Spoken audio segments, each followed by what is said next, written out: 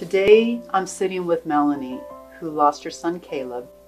Caleb was a beautiful, bright, shining star, a 10-year-old child who was a very talented circus performer. What happened? He accidentally strangled himself. Unfortunately, the news broadcasted it was a trapeze accident, that he was performing at home and he was practicing a trick. It wasn't the case. It was extremely frustrating. Extremely. It was just a time to get ready for bed. He'd been creating a costume, and it's time to get ready for bed. Completely normal night. And I'm like, gather up your stuff, I'll sew it in the morning. And he went upstairs, and the piece of rope that was supposed to be his part of like a belt on his costume, he had it around his neck. And we got to Harborview. I was, because I'm here, I hadn't been upstairs more than 20 minutes, maybe 15. It was just bedtime. It's 8 o'clock. I'd asked her, I'm like, what the hell? What the hell? What happened? Like, what could I have done? How does this happen? What, if I'd been up there any sooner, what could I have done? What could I have done? Who found him? Josiah. Your older son? Middle. Yeah, they shared the bedroom. It's time to get ready for bed. And Josiah carries a lot of guilt. He's like, I should have run up the exact same time as he did, but I wanted to finish one more round on my game. And I mean, we all have our different bits, but right. That's something. And then Michael's like, he was bugging me, and I told him to go out, and I slammed the door. My oldest, and they're just, he's like, he kills himself because he was just right across the hallway, like 15 feet away when it happened, and had no idea. And your life can change in 6 minutes. Life can change in a minute and a half. You can have a completely normal life, and it changes on a dime. What was your life like before the accident? Happy family of 5, had normal struggles, made ends meet. I created a small business so I could make sure I was at home. That was very important to my husband and I, that the kids had a mother present. And so I hustled and arts and crafts, and helped organize an art show. It was fun. I loved it. We went on adventures, took the kids, let them follow whatever their bliss was. My older boys were super into sports. Caleb was into circus, and so he had private lessons a couple times a week, went to group classes, and he performed, and it was fun and very well known. That's why it kind of blew up, and it literally went worldwide, which was amazing to have so many people notice and care.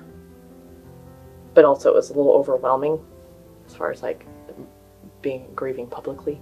Because your loss, everyone knew, and so public. And also I would be feeling sad, but then I felt heartbroken for everyone who loved him. Everyone who loved him. And I could see their, not just hurting for me, but they loved Caleb. So many people did. He entertained and brought so much joy to people. And there were people that at a arts and crafts show, Caleb, or at a music festival, he'd bring this person, and he's like, this is my new friend, and be grown up, and it's my friend, I love them. I'm like, all right, and they're part of my life that he brought in. I would have never known him, but he engaged people, and he would talk to people like an adult. I mean, he was just a timeless little creature. He was an amazing human. So you went from a normal, bustling family, yeah, happy marriage with your husband Odin, 3 boys, mm-hmm. the accident. Mm-hmm. What has life been like since the accident? My family blew up.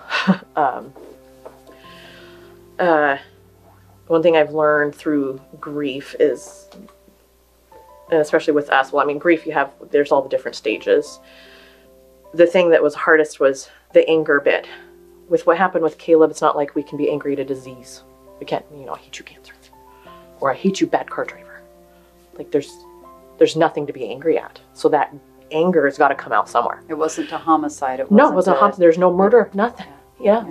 But that, there's no so you're angry. Yeah, and you're angry. You're like, my son's dead. My brother's dead. And you're angry. And there's nowhere to put it. And unfortunately, it gets put on those that are closest and the safest, because they're going to be there no matter what, right? Yeah. And get angry. My husband and I have separated. Things are getting better. We've been hanging out. I like him. I love him. I always do. I always will, no matter what. It's let's see here. My husband left after, like,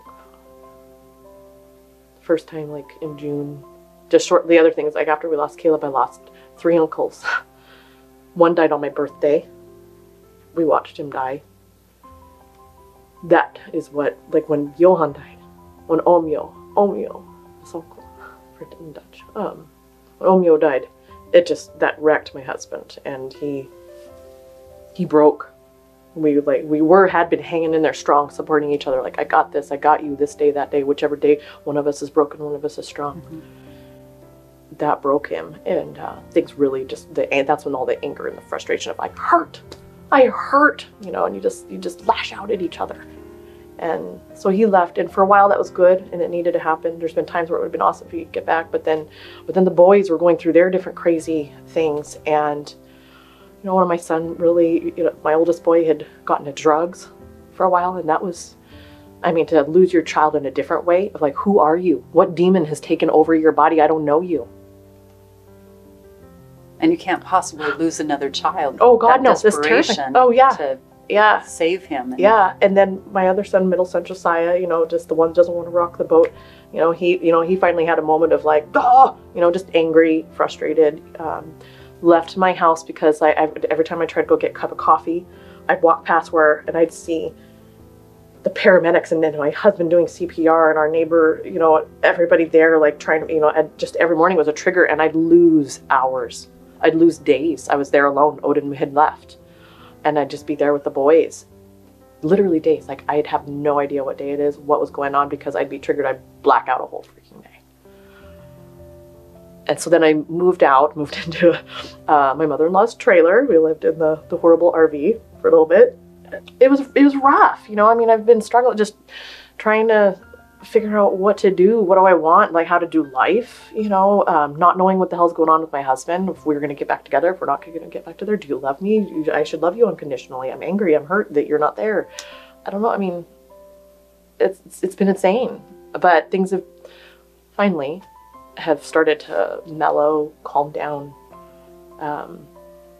be able to, like, learn to, I don't know, refill my own little, my own strength. I kind of liken it to, like, that, what is it, the game with little hearts. Your heart level starts to go down, you know, and you got to rebuild those little hearts, you know. So I've been working on that, and it's helped. And my husband's been doing the same, and, you know, we've been hanging out, learning to be there for each other more. Like, I'm having a Caleb day. It's like, I got you. I'm there, you know, and we talk and meet up and hang out, and that helps. Did you lose friends? Oh yeah. Because they didn't know how to help. Yeah. People are like, what's going on? How are you doing? And I tell them, and they're just more and more horrified.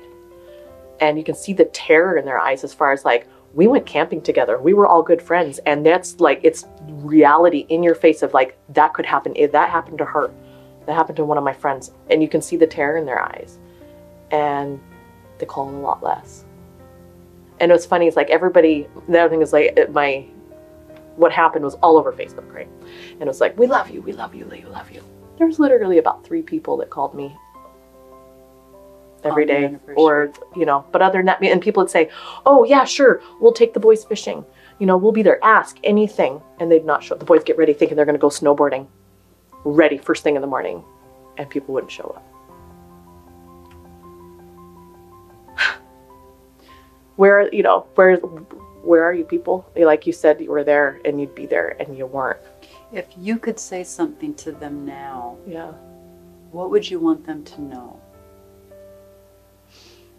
You can, you know, you can tell people, I'll be with you in spirit. And it's like, thank you. But don't tell people you will come and then not come with that. It's one thing to not show up for coffee with a regular friend, but with something like that, you have to, I mean, at least for the boys, Lord.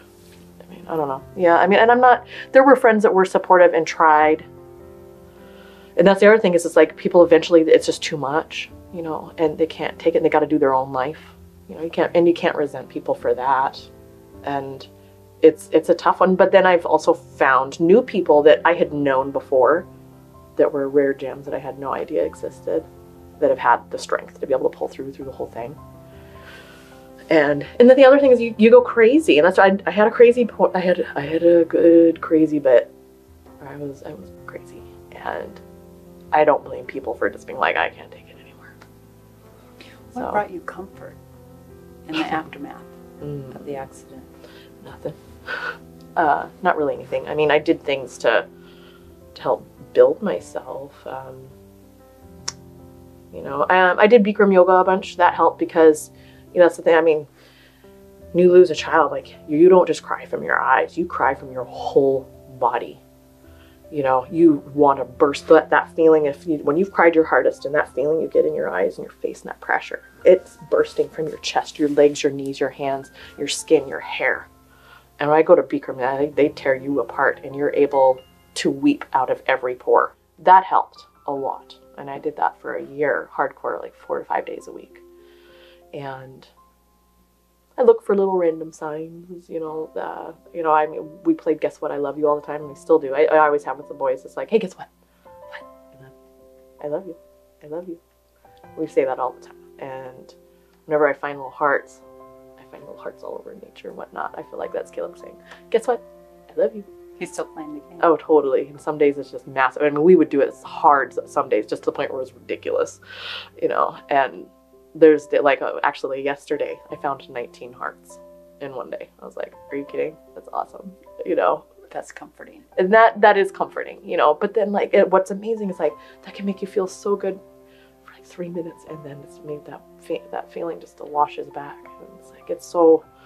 And I've talked to other parents. It's been, you know, 9 years in, 10 years in, 20 years in, and it does, I guess, get easier. You know, or you just learn how to carry it better. And I do know from 3 years in, I am learning to carry it better. This year, I feel a little better than I mean, compared to last year. In the first year, I didn't even know what to do. But I'm learning to walk with it a little better. What are your hopes for the future? My hopes for the future. Let's see. What I want most in the world is I want to be back with my husband. I don't want to spend the rest of my life with anybody else. I want my boys to be successful, because when this happened, when we lost Caleb, they hadn't learned to be grown-ups, where you have to go, I still got to get up and go to work. The bills still got to get paid. They were broken in a way that grown-ups don't even know how to handle, but before they even learned how to handle life as a normal person. And it's hard just to be a normal teenager going, oh my God, I'm an adult. Well, I want to leave you with something as a grieving mother who is a couple of years ahead on the journey. I want to leave you with hope, because I remember being in that fog the first 3 years. Oh yeah. And I just want you to know that the sun will come out to shine.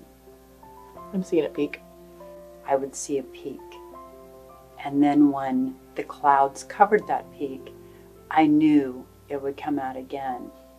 And what has happened for me, just a couple of years ahead of you, is that my coping skills got stronger. Yeah. And so I just want you to know that waits for you as well. That sun will come out, and we will always have our moments where I'm brought to my knees. Oh yeah.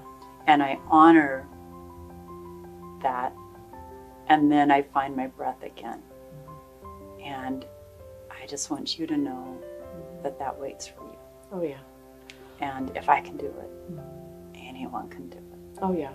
And to explain what it is to be a grieving mother is there are no words in our society, in our vocabulary, in our culture, in our world. And we become a alien in our own world. You're that woman. That woman. So I just want you to know the gift that I can give to you, that the sun weights. I know. I know it does. I keep seeing little peaks. Yeah. And I don't know if you remember, but I still have that video. Yeah, I know. I'd watch it. I do too. So he continues to inspire. Oh, yeah. God, it's fun. Amazing child. Yeah. Whose light still shines.